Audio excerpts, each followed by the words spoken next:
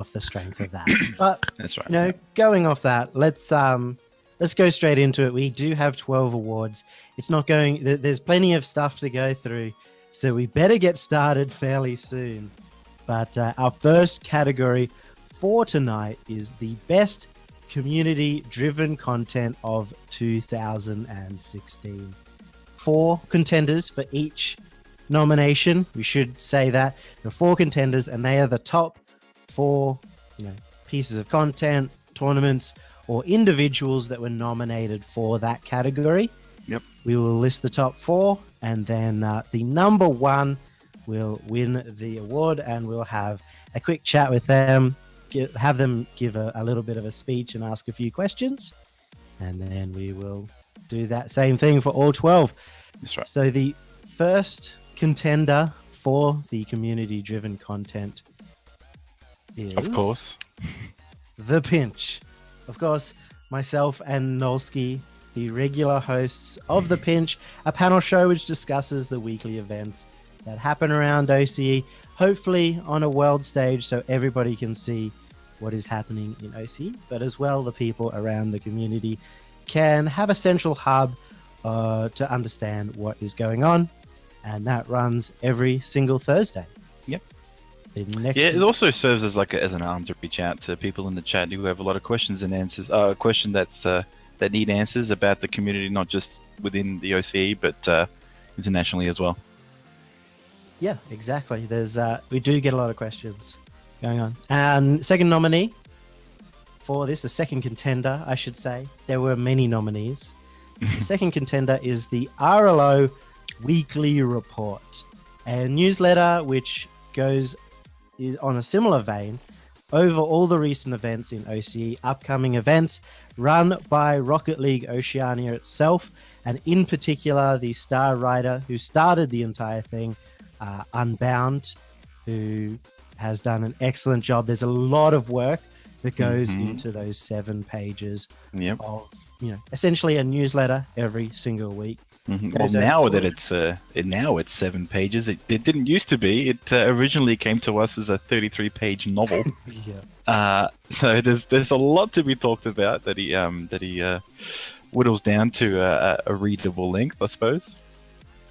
Exactly, and that's something as well. Viewed internationally, there's been some great feedback from international, NA and EU players and community members who say that that's a great way for catching up on what is happening in OCE. The third contender for the Rocket League OCE community-driven content in 2016 is the OCE Power Rankings, run by a committee of 5 members, 4 power rankers and an administrator. And it just lists the top 15 teams of each week with write-ups about the top 10 teams. Again, viewed internationally on the Rocket League Garage, founded by B-Bears himself and passed on to the capable leadership of Fashi with power rankers Nolsky, Yummy Cheese Man, Tibor, and Nutterers. And that goes out every single week, including a special Monday power ranking stream that happens on my channel. Bar any sort of special circumstances, it's a weekly release. Yeah, hopefully a weekly release. It is on a break right now, but I think this year, when I was totaling it up, it was something along the lines of 49 power rankings were released over the year. So a staggering amount. And that is a lot of work. There is actually a lot of work that goes into those power rankings. Yeah. And our fourth and final contender for the community-driven content is the Zero Hero Goal, a community award given to the player who can get the best 0-second goal, either in a replay or a stream, in any tournament. And it's designed to encourage better matches, more exciting last-second goals, and just a little bit of fun around the community. That's hosted by Biza, and the first ever Zero Hero Goal was won by our very own Kia. who went away with $100 to that one. And apparently there's a second one in the works that is looking to go international as well. So that's an exciting one. So those are 4 nominees or contenders. I'm going to say nominees all night. That's just going to be a thing. That's fine.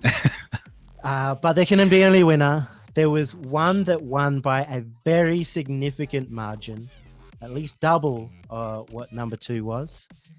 And it might be a little bit of a surprise, but it is very well deserved. It is your 2016 community-driven content of the year, the OCE Power Rankings. And we were looking to get B-Bears in for the interview, but he's not here at the moment. But B-Bears was the founder of the OCE Power Rankings. Fashi, the current admin. But I am going to have Nolski accept the award on behalf of the whole Power Rankings committee. As he is the secondary admin, he does a lot of work. And do you have anything to say about getting this award? Well, when I came on the committee, there was a lot of umming and oohing in the public eye. It was not so much seen as much of a thing to really take notice of. So I suppose since the team had a bit of a restructuring, it's become a little bit more respected, which is good to see for our efforts, because we do a lot of work with it, Yummy, and it's comforting to know. It is a lot of work. I've been on it twice. I left at one stage and then essentially begged to come back on. And I think, I'm probably the biggest pain in the ass when it does come to the Power Rankings. I'm notorious amongst those 4 for giving them hell every single week. But I think it really goes to show, even now, the OCE Power Rankings is continually growing in consistency. It's viewed by many people. People are very excited every time it comes out. Even if it is a little controversial, I think that is always going to happen. I don't think you can ever make a Power Rankings that everyone's excited for, but it's great to see the community get behind it, get really excited for those Power Rankings, and show it is our best way of showing the world what are the top teams in our region right now. And the more that we can push that content, the more people see, okay, Alpha Sydney are currently number 1. They're a great team. We should look out for them. Maybe they'll be there at RLCS. Yeah. So that is it